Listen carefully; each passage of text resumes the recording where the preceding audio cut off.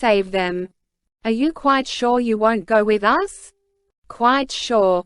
I've told you already. But she won't go without you. I simply don't know what to do.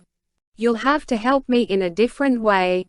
You'll have to pretend, let her think that you might be willing to change your mind, look as if you might allow yourself to be persuaded. I can't see her saying goodbye and leaving you, either here or at the station at Yurii. We'll have to make her think that you are coming after all, if not now, then later, when I've arranged another opportunity for you to come. You'll have to pretend that you'll be willing to do that. You'll just have to convince her of this, even if you have to lie. Though this is no empty offer on my part, one swear to you on my honor that at the first sign you give me I'll get you out to the east and I'll arrange for you to go on from there anywhere you like. But Larisa Fyodorovna must believe that you are at least coming to see us off. You'll simply have to make her believe that. For instance, you might pretend that you are going to get your sleigh ready and urge us to start at once, without waiting for you, not to waste any time. Say you'll catch up with us as soon as you are ready. I am so shaken by the news about Strelnikov that I cannot collect my wits. I have hardly taken in all you've said. But you are right. Now that they've settled accounts with him, we must conclude, things being as they are, that Larisa Fyodorovna and Katia's lives are also threatened. Either she or I will certainly be arrested, so we'll be parted anyway. It's better that it should be you who separate us and take him off, as far away as possible. I am saying this, but it doesn't make much difference. Things are already going your way. Probably in the end I'll break down completely. And swallow my pride and my self-respect and crawl to you, and ask you for her, for my life, and for a sea passage to my family, and for my own salvation, and accept it all from your hands. But you must give me time to think about it. I am stunned by the news. I am so distressed that I can't think or reason properly. Perhaps, by putting myself in your hands, I am making a disastrous mistake and it will appall me all the rest of my life. But I am so dazed and overcome that all I can do at the moment is to agree with you blindly and obey you helplessly. Very well, then, for her sake I'll go out now and tell her that I'll get the sleigh ready and catch up with you, but in fact I shall stay behind. There's one thing, though. How can you go now, when it will soon be dark? The road runs through woods, and there are wolves. Watch out. I know. Don't worry. I've got a gun and a revolver. I've brought a bit of liquor too, by the way, to keep out the cold. Would you like some? I've got enough. 13. What have I done? What have I done? I've given her up, renounced her, given her away. I must run after them. Lara, Lara, they can't hear. The wind is against me and they are probably shouting at each other. She has every reason to feel happy, reassured. She has no idea of the trick I've played on her. She is thinking, it's wonderful that things have gone so well, they couldn't be better.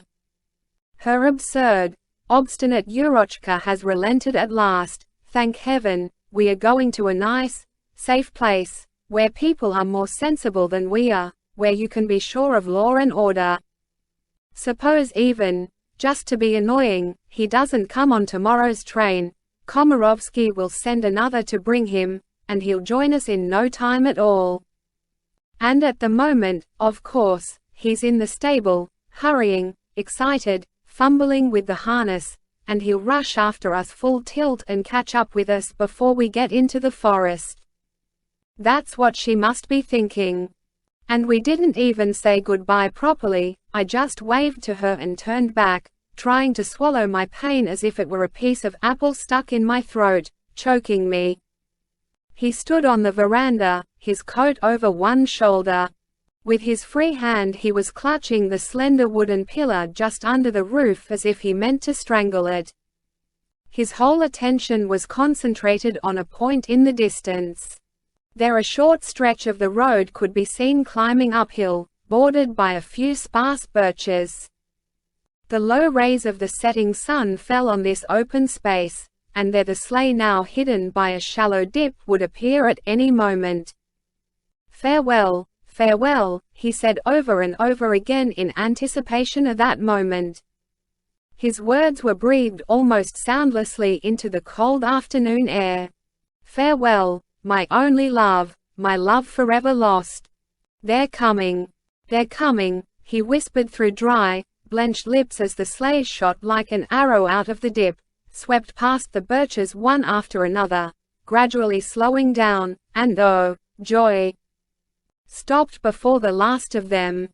His heart thumped with such a wild excitement that his knees shook and he felt weak and faint, the whole of his body soft as cloth, like the coat slipping from his shoulder. "Oh God, is it thy will to give her back to me? What can have happened? What is going on out there near the sunset? What can be the meaning of it? Why are they standing still? No. It's finished. They've moved. They're off. She must have stopped for a last look at the house. Or perhaps to make sure that I had left? That I was chasing after them? They've gone. With luck, if the sun didn't go down first. He wouldn't see them in the dark. They would flash past once again, for the last time, on the other side of the ravine, across the field where the wolves had stood 2 nights before. And now this moment also had come and gone.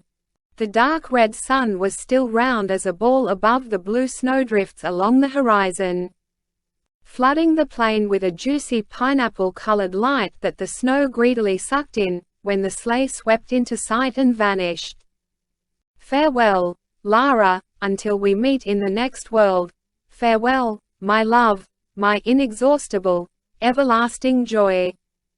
I'll never see you again, I'll never, never see you again." It was getting dark. Swiftly the bronze-red patches of sunset scattered on the snow died down and went out.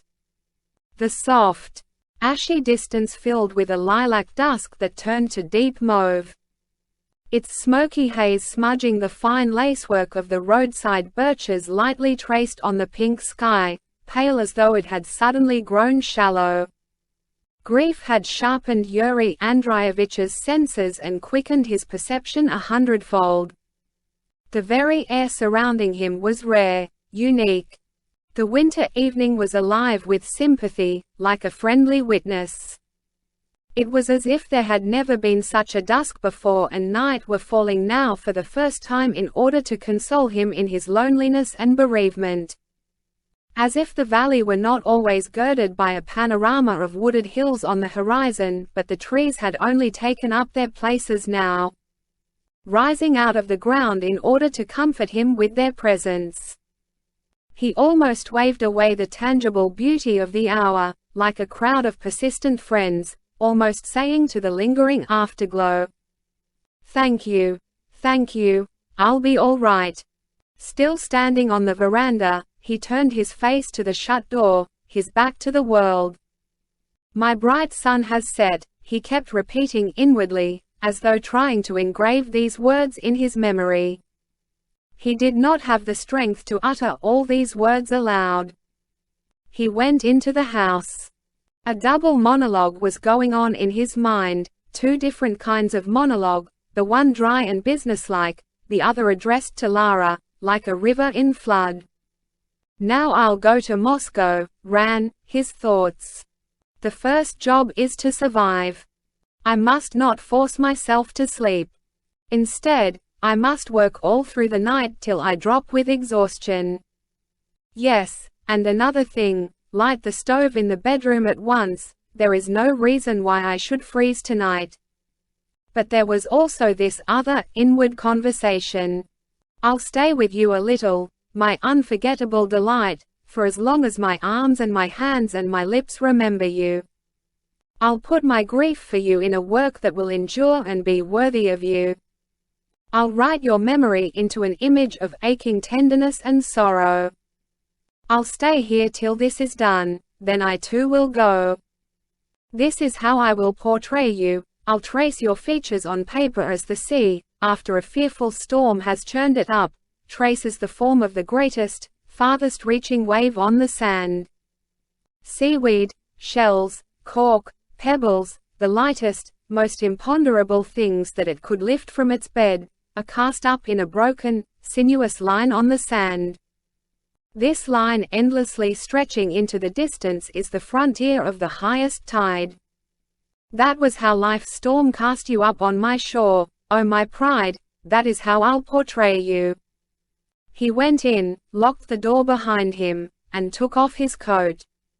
When he went into the bedroom, which Lara had tidied up so well and so carefully that morning, and which her hurried packing had again turned inside out. When he saw the disarranged bed and the things thrown about in disorder on the chairs and floor, he knelt down like a little boy, leaned his breast against the hard edge of the bedstead, buried his head in the bedclothes, and wept freely and bitterly as children do. But not for long. Soon he got up, hastily dried his face, looked around him with tired, absent-minded surprise, got out the bottle of vodka Komarovsky had left, drew the cork, poured half a glass, added water and snow, and with a relish almost equal in strength to the hopelessness of the tears he had shed drank long, greedy gulps. 14. Something unaccountable was going on in Yurii Andreevich. He was slowly losing his mind. Never before had he led such a strange existence.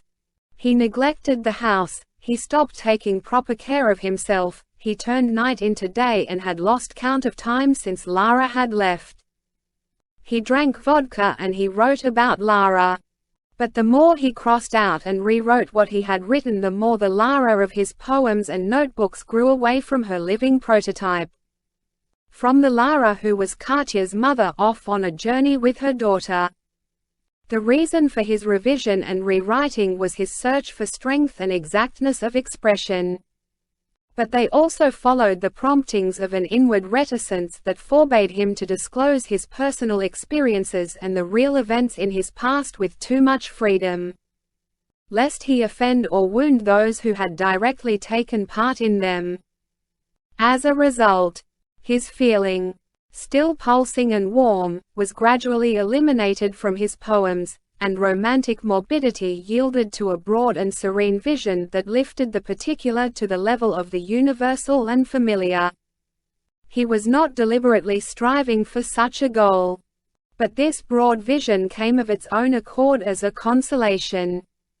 Like a message sent to him by Lara from her travels, like a distant greeting from her, like her appearance in a dream or the touch of her hand on his forehead, and he loved this ennobling imprint. At the same time that he was working on his lament for Lara, he was also scribbling the end of the notes he had accumulated over the years concerning nature, man, and various other things. As had always happened to him whenever he was writing, a host of ideas about the life of the individual and of society assailed him. He reflected again that he conceived of history, of what is called the course of history, not in the accepted way but by analogy with the vegetable kingdom. In winter, under the snow, the leafless branches of a wood are thin and poor, like the hairs on an old man's wart. But in only a few days in spring the forest is transformed, it reaches the clouds, and you can hide or lose yourself in its leafy maze. This transformation is achieved with a speed greater than in the case of animals, for animals do not grow as fast as plants, and yet we cannot directly observe the movement of growth even of plants. The forest does not change its place, we cannot lie in wait for it and catch it in the act of change. Whenever we look at it, it seems to be motionless. And such also is the immobility to our eyes of the eternally growing, ceaselessly changing history, the life of society moving invisibly in its incessant transformations. Tolstoy thought of it in just this way, but he did not spell it out so clearly. He denied that history was set in motion by Napoleon or any other ruler or general, but he did not develop his idea to its logical conclusion. No single man makes history. History cannot be seen, just as one cannot see grass growing. Wars and revolutions, kings and Robespierres, are history's organic agents, its yeast. But revolutions are made by fanatical men of action with one-track minds, geniuses in their ability to confine themselves to a limited field. They overturn the old order in a few hours or days. The whole upheaval takes a few weeks or at most years, but the fanatical spirit that inspired the upheavals is worshipped for decades thereafter, for centuries. Mourning for Lara, he also mourned that distant summer in Meliutsevo when the revolution had been a god come down to earth from heaven, the god of the summer when everyone had gone crazy in his own way, and when everyone's life had existed in its own right, and not as an illustration for a thesis in support of the rightness of a superior policy. As he scribbled his odds and ends, he made a note reaffirming his belief that art always serves beauty. And beauty is delight in form, and form is the key to organic life, since no living thing can exist without it, so that every work of art, including tragedy, expresses the joy of existence. And his own ideas and notes also brought him joy, a tragic joy, a joy full of tears that exhausted him and made his head ache. Samdeviatov came to see him. He brought him more vodka and told him of how Antipova and her daughter had left with Komarovsky. He came by the railway handcar. He scolded the doctor for not looking after the horse properly and took it back. Unwilling to leave it for 3 or 4 more days as Yurii Andreyevich wished, but promising to come back within the week, and personally take him away from varykino for good.